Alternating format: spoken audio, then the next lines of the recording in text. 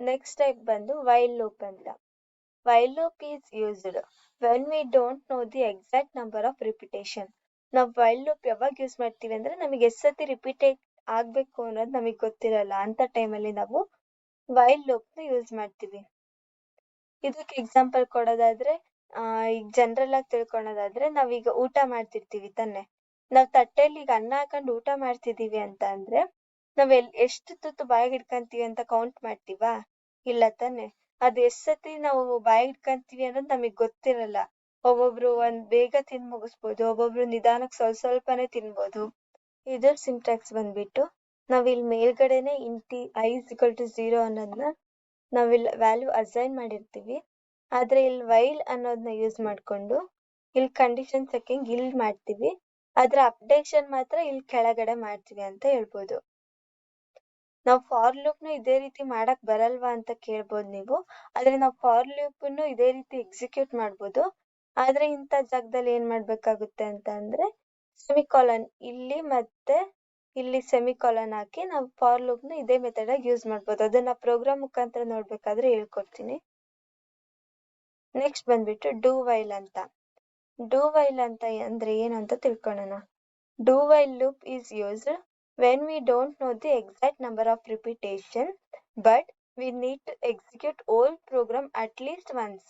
ನಮಗೆ ಎಷ್ಟು ಸತಿ ರಿಪೀಟ್ ಆಗ್ಬೇಕು ಅನ್ನೋದು ಗೊತ್ತಿರಲ್ಲ, ಆದ್ರೆ ಪ್ರೋಗ್ರಾಮ್ ಅದು ಟ್ರೂ ಇರ್ಲಿ ಫಾಲ್ಸ್ ಇರ್ಲಿ ಆದ್ರೆ ಒನ್ ಟೈಮ್ ಎಕ್ಸಿಕ್ಯೂಟ್ ಆಗ್ಲೇಬೇಕು ಅನ್ನೋ ಟೈಮಲ್ಲಿ ನಾವು ಡೂ ವೈಲ್ ನ ಯೂಸ್ ಮಾಡ್ತಾ ಹೋಗ್ತೀವಿ. ಇದರ ಸಿಂಟ್ಯಾಕ್ಸ್ ಬಂದ್ಬಿಟ್ಟು ಇಲ್ಲಿ ಡೂ ಅಂತ ತಗೊಂತೀವಿ, ಇಲ್ಲಿ ಸ್ಟೇಟ್ಮೆಂಟ್ ನಾವ್ ಏನ್ ಹಾಕ್ತಿರೋ ಅಲ್ಲಿ ಹಾಕ್ಬೋದು, ಆದ್ರೆ ಇಲ್ಲಿ ಅಪ್ಡೇಷನ್ ಇಲ್ಲಿ ಮಾಡ್ತಾ ಇದೀವಿ.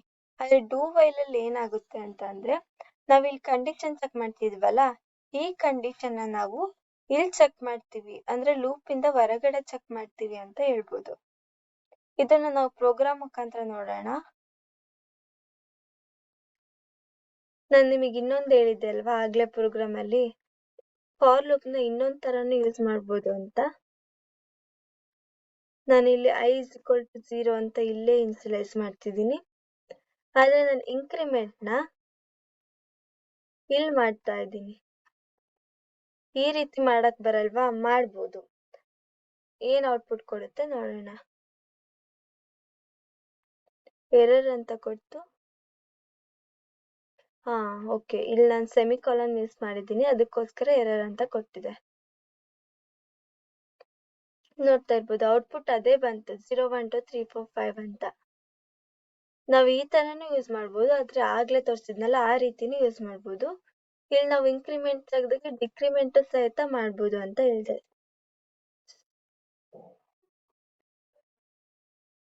ಆದ್ರೆ ಇಲ್ಲಿ ವ್ಯಾಲ್ಯೂ ಜಾಸ್ತಿ ಕೊಡ್ಬೇಕಾಗುತ್ತೆ. ಇಲ್ಲಿ 10 ಅಂತ ಕೊಟ್ಟಿದ್ದೀನಿ, ಇದನ್ನ 0 ತನಕ ನಂಗೆ ರಿಪೀಟ್ ಆಗ್ಬೇಕು. i ವ್ಯಾಲ್ಯೂ ಏನಂತ ಕೊಡ್ಬೇಕು, >0 ಆಗಿತ್ತು ಅಂತ ಅಂದ್ರೆ ಇಲ್ಲಿ ಒಳಗಡೆ ಬಂದು ಎಕ್ಸಿಕ್ಯೂಟ್ ಆಗೋ ಅಂತ ಹಾಕಿದೀನಿ. ಇದನ್ನ ರನ್ ಮಾಡಿ ನೋಡೋಣ. ನೋಡ್ತಾ ಇರ್ಬೋದು 10 9 8 7 6 5 4 3 2 1. ಆದ್ರೆ ಇಲ್ಲಿ ಏನಾಗಿದೆ ಅಂತಂದ್ರೆ 10 ಇಂದ ಡಿಕ್ರಿಮೆಂಟ್ ಆಗ್ತಾ ಬಂದಿದೆ, i ವ್ಯಾಲ್ಯೂ ಡಿಕ್ರಿಮೆಂಟ್ ಆಗಿ ಔಟ್ಪುಟ್ ಉಲ್ಟಾ ಕೊಟ್ಟಿದೆ. ನಾನು ಇಲ್ಲಿ 10 ಕೊಟ್ಟಿದ್ದೀನಲ್ಲ, ಅದಕ್ಕೆ ಇಲ್ಲಿ ಫಸ್ಟ್ 10 ಇನ್ಸಿಲೈಸ್ ಆಗಿದೆ, 10 >0 ಅದಕ್ಕೋಸ್ಕರ ಇದು ಪ್ರಿಂಟ್ ಆಗಿದೆ. ನೆಕ್ಸ್ಟ್ 10 ಇರೋದು ನಾನು ಡಿಕ್ರಿಮೆಂಟ್ ಆದಾಗೂ ಸಹಿತ -1 ಆಗುತ್ತೆ ಅಂತ ಹೇಳಿದ್ದೆ ನಿಮ್ಗೆ. 10 ಅಲ್ಲಿ -1 ಆದ್ರೆ ಏನಾಗುತ್ತೆ, 9 ಆಗುತ್ತೆ. ನೆಕ್ಸ್ಟ್ ಇಲ್ಲಿ 9 is > 0, ಇದು ಟ್ರೂ ಆಗಿ ಮತ್ತೆ ಈ ಸ್ಟೇಟ್ಮೆಂಟ್ ಎಕ್ಸಿಕ್ಯೂಟ್ ಆಗಿದೆ. ಈಗ ವೈಲ್ ಲೂಪಿಗೆ ಎಕ್ಸಾಂಪಲ್ ನೋಡೋದಾದ್ರೆ, ನಾನು ಇಲ್ಲಿ a ಅನ್ನೋ ವೇರಿಯೇಬಲ್ ನ ಡಿಕ್ಲೇರ್ ಮಾಡಿದ್ದೀನಿ, ಸಮ್ ಅನ್ನೋದನ್ನು ಸಹಿತ ಡಿಕ್ಲೇರ್ ಮಾಡಿದ್ದೀನಿ, ಹಂಗೆ ಇಂಟಿಜರ್ i ಅನ್ನೋ ವ್ಯಾಲ್ಯೂನು ಸಹಿತ ವ್ಯಾಲ್ಯೂನು ಅಸೈನ್ ಮಾಡಿದ್ದೀನಿ, ಅದ್ರ ಜೊತೆ ವೇರಿಯೇಬಲ್ ನ ಡಿಕ್ಲೇರ್ ಮಾಡಿದ್ದೀನಿ. ಇಲ್ಲಿ ನಾನು ಯೂಸರ್ ಮುಖಾಂತರ ಎಷ್ಟು ತನಕ ನಿಂಗೆ ಲಿಮಿಟ್ ಬೇಕು ಅನ್ನೋದನ್ನ ಯೂಸರ್ ಮುಖಾಂತರ ರೀಡ್ ಮಾಡ್ಕೊಂತ ಇದ್ದೀನಿ. ನಂಗೆ ಇಲ್ಲಿ ಎಷ್ಟು ಸತಿ ರಿಪೀಟ್ ಆಗ್ಬೇಕು, ಅವ್ನು ಎಷ್ಟು ಟೈಪ್ ಮಾಡ್ತಾನೆ ಅನ್ನೋದು ನಂಗೆ ಗೊತ್ತಿರಲ್ಲ, ಅದಕ್ಕೋಸ್ಕರ ನಾನು ಇಲ್ಲಿ ವೈಲ್ ಅನ್ನೋದನ್ನ ಯೂಸ್ ಮಾಡಿದ್ದೀನಿ. ಇಲ್ಲಿ i ಏನಕ್ಕೆ ಇನ್ಸಿಲೈಸ್ ಮಾಡಿದ್ದೀನಿ, 0 ಇನ್ಸಿಲೈಸ್ ಮಾಡಿದ್ದೀನಿ. ನೆಕ್ಸ್ಟ್ ಅವನೇನು ಇಲ್ಲಿ ವ್ಯಾಲ್ಯೂ ಕೊಡ್ತಾನಲ್ಲ ಆ ವ್ಯಾಲ್ಯೂ ಇಲ್ಲಿ ತನಕ ಬಂದ್ ಕೂರ್ಲಿ ಅಂತ ಹಾಕಿದ್ದೀನಿ. ಇದನ್ನ ರನ್ ಮಾಡಿ ನೋಡೋಣ. ನಾನಿಲ್ಲಿ ಯೂಸರ್ ಮುಖಾಂತರ ರೀಡ್ ಮಾಡೋದ್ರಿಂದ ನಂಗೆ ಮ್ಯಾಕ್ಸಿಮಮ್ ಲಿಮಿಟ್ 3 ಸಾಕಪ್ಪ, ಅದಕ್ಕೆ 3 ಅಂತ ಕೊಟ್ಟೆ. ಏನೇನ್ ಪ್ರಿಂಟ್ ಆಯ್ತು 0 1 2 3 0 plus 1 1 1 plus 2 3 3 plus 3 6 ಸಮ್ ಏನಂತ ಕೊಟ್ಟಿದೆ 6 ಅಂತ ಕೊಟ್ಟಿದೆ. ಇದನ್ನ ಕ್ಲೋಸ್ ಮಾಡ್ತೀನಿ.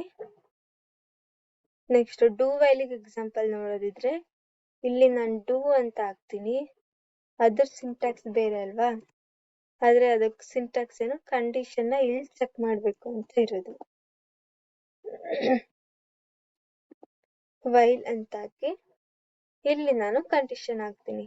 ಕಂಡೀಷನ್ ಏನು ಅಂತ ಅಂದ್ರೆ ಅದೇ ಕಂಡೀಷನ್ ಹಾಕ್ತೀನಿ. I is less than or equal to A ಅಂತ, ಇಲ್ಲಿ ಸೆಮಿಕಾಲನ್. ಈಗ ರನ್ ಮಾಡಿ ನೋಡೋಣ. ಮ್ಯಾಕ್ಸಿಮಮ್ ಲಿಮಿಟ್ ನಂಗೆ 3 ಬೇಕು, ಅದು ಔಟ್ಪುಟ್ ಬಂತು ತಾನೆ. ಇಲ್ಲಿ ಏನ್ ನಡೀತಿದೆ ಅಂತ ಅಂದ್ರೆ ಇದು ಕಂಡೀಷನ್ ಚೆಕ್ ಮಾಡಿಲ್ದಂಗೆ ಇಲ್ಲಲ್ಲೇ ಒಂದ್ಸತಿ ಪ್ರೋಗ್ರಾಮ್ ರಿಪೀಟ್ ಆಗಿದೆ. ಅದ್ ಹೆಂಗ್ ರಿಪೀಟ್ ಆಗಿದೆ ಅಂತ ನಿಮಗೆ ಡಿಬಗ್ ಮಾಡಿ ನೋಡೋಣ. ಈಗ ಸ್ಟಾರ್ಟ್ ಡಿಬಗಿಂಗ್. ಇದು ಐಯಲ್ಲಿ ಗಾರ್ಬೇಜ್ ವ್ಯಾಲ್ಯೂ ಇದೆ, ಅದನ್ನ ನಾವು ಹೋಗ್ಲಾಡ್ಸಿಕ್ಕೋಸ್ಕರ ಇಲ್ಲಿ ಕೇಳ್ತಾ ಇದೆ ನೋಡ್ರಿ, ಮ್ಯಾಕ್ಸಿಮಮ್ ಲಿಮಿಟ್ ಎಂಟರ್ ಮಾಡು ಅಂತ. ನಾನು ಇಲ್ಲಿ 3 ಅಂತ ಎಂಟರ್ ಮಾಡಿದೆ. ಹೇಗೆ ಏನಂತ ಬಂದಿದೆ 3 ಅಂತ ಬಂದಿದೆ. ಸಮ್ 0 ಇದೆ, ಐಯಲ್ಲಿ ಏನಿದೆ 0 ಅಂತ ಇದೆ. ಈಗ ಕರ್ಸರ್ ಇಲ್ಲಿದೆ ನೋಡಿ. ಈಗ ಅದು ಕಂಡೀಷನ್ ಚೆಕ್ ಮಾಡ್ತಿಲ್ಲ, ಹಂಗೆ ಡೈರೆಕ್ಟ್ ಆಗಿ ಇದು ಫುಲ್ ಎಕ್ಸಿಕ್ಯೂಟ್ ಆಗುತ್ತೆ. ನೋಡ್ತಾ ಇರ್ಬೋದು ಐ ವ್ಯಾಲ್ಯೂ 0 ಇದ್ದಂಗೆ ಇದಿಷ್ಟು ಚೆಕ್ ಮಾಡಿದೆ. ಆಮೇಲೆ ಇಲ್ಲಿ ಕಂಡೀಷನ್ ಚೆಕ್ ಆಗುತ್ತೆ. 0 ಇರೋದು ಏನಾಗುತ್ತೆ ಐಯಲ್ಲಿ ನೋಡೋದಾದ್ರೆ ಐ ವ್ಯಾಲ್ಯೂ ಏನಾಗುತ್ತೆ, ಇದು ಟ್ರೂ ಅಂತ ಕೊಟ್ಟಿದೆ. ಇದಿಷ್ಟು ಸ್ಟೇಟ್ಮೆಂಟ್. ನಾವು ಬರೀ ಐ ವ್ಯಾಲ್ಯೂನ ಎಷ್ಟಿದೆ ಅಂತ ನೋಡೋಣ.